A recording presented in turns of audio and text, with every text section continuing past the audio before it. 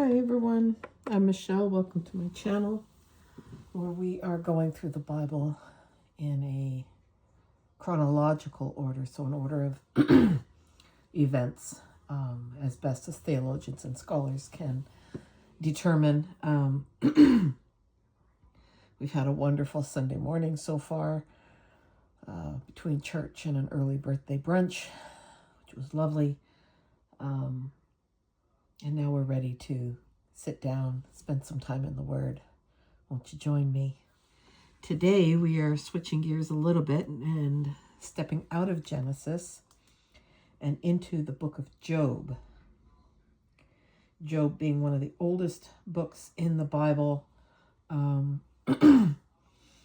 Nobody knows exactly who wrote it, but some traditions say Moses, which then makes sense when they lump it in with the first 5 books of the Bible, which is known as the Torah in Jewish circles, or the Pentateuch, first 5, Genesis, Exodus, Leviticus, Numbers, Deuteronomy. I had to count them on my fingers, sorry, which are attributed to Moses. So if this is indeed written by Moses, then it makes sense as a story to stick it in with the first 5. But truth be known, nobody knows for sure who wrote this book. But we're going to jump into Job, and we're going to be here for a number of days. We're going to work our way through the entire book of Job before we jump back into Genesis again. So that being said, let's do this, and we're going to read the first 5 chapters of Job. So it's a chunk. Let's get to it. There once was a man named Job who lived in the land of Uz. He was blameless, a man of complete integrity. He feared God and stayed away from evil. He had 7 sons and 3 daughters. He owned 7,000 sheep, 3,000 camels, 500 teams of oxen, and 500 female donkeys. He also had many servants. He was, in fact, the richest person in that entire area. Job's sons would take turns preparing feasts in their homes, and they would also invite their 3 sisters to celebrate with them. When these celebrations ended, sometimes after several days, Job would purify his children, and he would get up early in the morning and offer a burnt offering for each of them. For Job said to himself, "Perhaps my children have sinned and have cursed God in their hearts." And this was Job's regular practice. One day, the members of the heavenly court came to present themselves before the Lord, and the accuser, Satan, came with them. "Where have you come from?" the Lord asked Satan. And Satan answered the Lord, "I have been patrolling the earth, watching everything that's going on." Then the Lord asked Satan, "Have you noticed my servant Job? He is the finest man in all the earth. He is blameless. A man of complete integrity. He fears God and stays away from evil." Satan replied to the Lord, "Yes, but Job has a good reason to fear God. You have always put a wall of protection around him and his home and his property. You have made him prosper in everything he does. Look how rich he is. But reach out and take away everything he has, and he will surely curse you to your face." "All right, you may test him," the Lord said to Satan. "Do whatever you want with everything he possesses, but don't harm him physically." So Satan left the Lord's presence. One day, when Job's sons and daughters were feasting at the oldest brother's house, a messenger arrived at Job's home with this news: "Your oxen were plowing with the donkeys feeding beside them when the Sabaeans raided us. They stole all the animals and killed all the farmhands. I am the only one who escaped to tell you." While he was still speaking, another messenger arrived with this news: "The fire of God has fallen from heaven and burned up your sheep and all the shepherds. I am the only one who escaped to tell you." And while he was still speaking, a third messenger arrived with this news: "3 bands of Chaldean raiders have stolen your camels and killed your servants, and I am the only one who escaped to tell you." While he was still speaking, another messenger arrived with this news: "Your sons and daughters were feasting in their oldest brother's home. Suddenly, a powerful wind swept in from the wilderness and hit the house on all sides. The house collapsed, and all your children are dead. I am the only one who escaped to tell you." Job stood up and tore his robe in grief, and then he shaved his head and fell to the ground to worship. And he said, "I came naked from my mother's womb, and I will be naked when I leave. The Lord gave me what I had, and the Lord has taken it away. Praise the name of the Lord. In all this, Job did not sin by blaming God. One day, the members of the heavenly court came again to present themselves before the Lord, and the accuser Satan came with them. "Where have you come from?" the Lord asked Satan. Satan answered, "I've been patrolling the earth, watching everything going on." Then the Lord asked Satan, "Have you noticed my servant Job? He is the finest man in all the earth. He is blameless, a man of complete integrity. He fears God and stays away from evil. And he has maintained his integrity even though you urged me to harm him without cause." Satan replied to the Lord, "Skin for skin. A man will give up everything he has to save his life, but reach out and take away his health, and he will surely curse you to your face." "All right, do with him as you please," the Lord said to Satan, "but spare his life." So Satan left the Lord's presence, and he struck Job with terrible boils from head to foot. Job scraped his skin with a broken piece of pottery as he sat among the ashes. And his wife said to him, "Are you still trying to maintain your integrity? Curse God and die." Nice lady. But Job replied, "You talk like a foolish woman. Should we accept only good things from the hand of God and never anything bad?" So in all this, Job said nothing wrong. When 3 of Job's friends heard of the tragedy he had suffered, they got together and traveled from their homes to comfort and console him. Their names were Eliphaz the Temanite, Bildad the Shuhite, and Zophar the Naamatite. When they saw Job from a distance, they scarcely recognized him. Wailing loudly, they tore their robes and threw dust in the air over their heads to show their grief. Then they sat on the ground with him for 7 days and nights. No one said a word to Job, for they saw that his suffering was too great for words. At last Job spoke, and he cursed the day of his birth. And he said, "Let the day of my birth be erased, and the night I was conceived.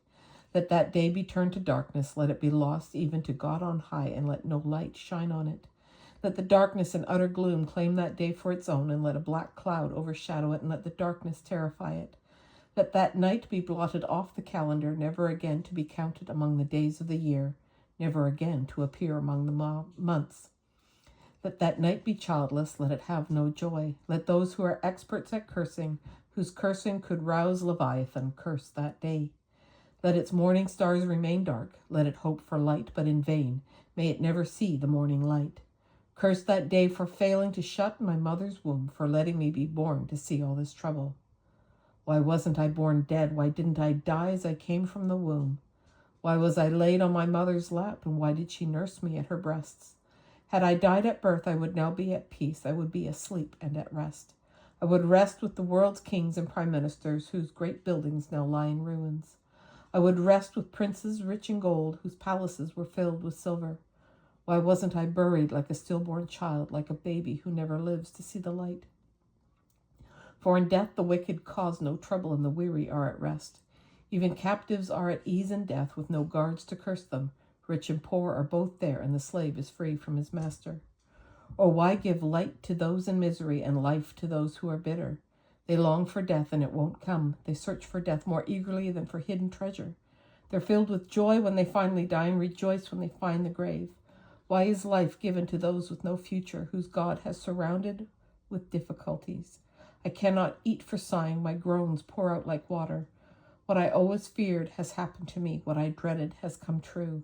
I have no peace, no quietness. I have no rest, and only trouble comes. Then Eliphaz the Temanite replied to Job, "Will you be patient and let me say a word? For who could keep from speaking out? In the past you have encouraged many people. You have strengthened those who were weak. Your words have supported those who were falling. You encouraged those with shaky knees. But now when trouble strikes, you lose heart. You are terrified when it touches you. Doesn't your reverence for God give you confidence? Doesn't your life of integrity give you hope? Stop and think. Do the innocent die? When have the upright been destroyed? My experience shows that those who plant trouble and cultivate evil will harvest the same. A breath from God destroys them. They vanish in a blast of his anger. The lion roars and the wildcat snarls, but the teeth of strong lions will be broken. The fierce lion will starve for lack of prey, and the cubs of the lioness will be scattered. This truth was given to me in secret, as though whispered in my ear.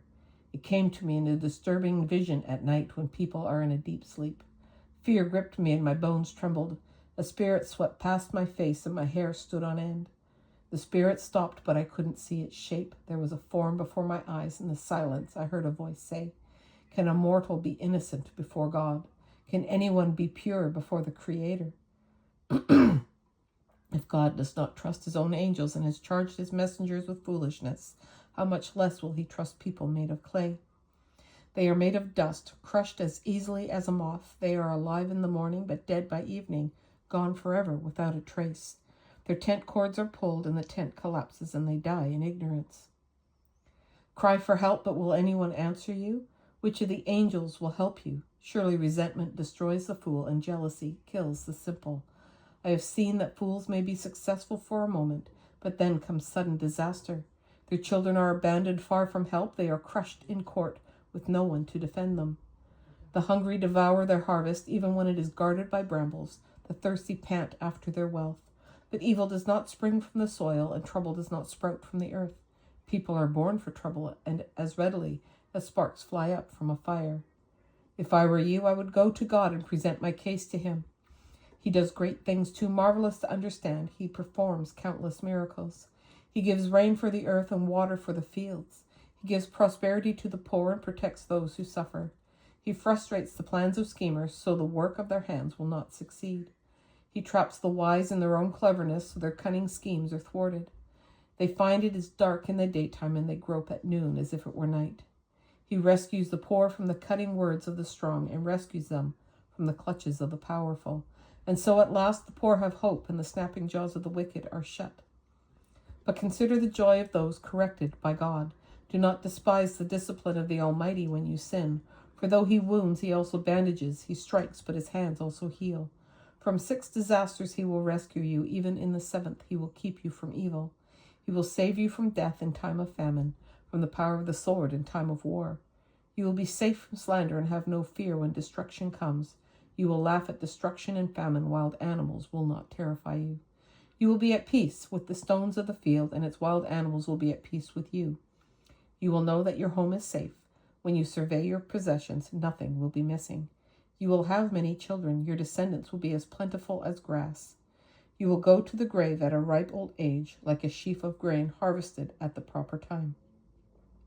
We have studied life and found all this to be true. Listen to my counsel and apply it to yourself. It's got lots of words, Mr. Eliphaz. And that is our reading for today, January 4th, 2025. Thanks for joining me. Thanks for sticking with me. Hope you'll see you again tomorrow. Until then, take care and bye for now.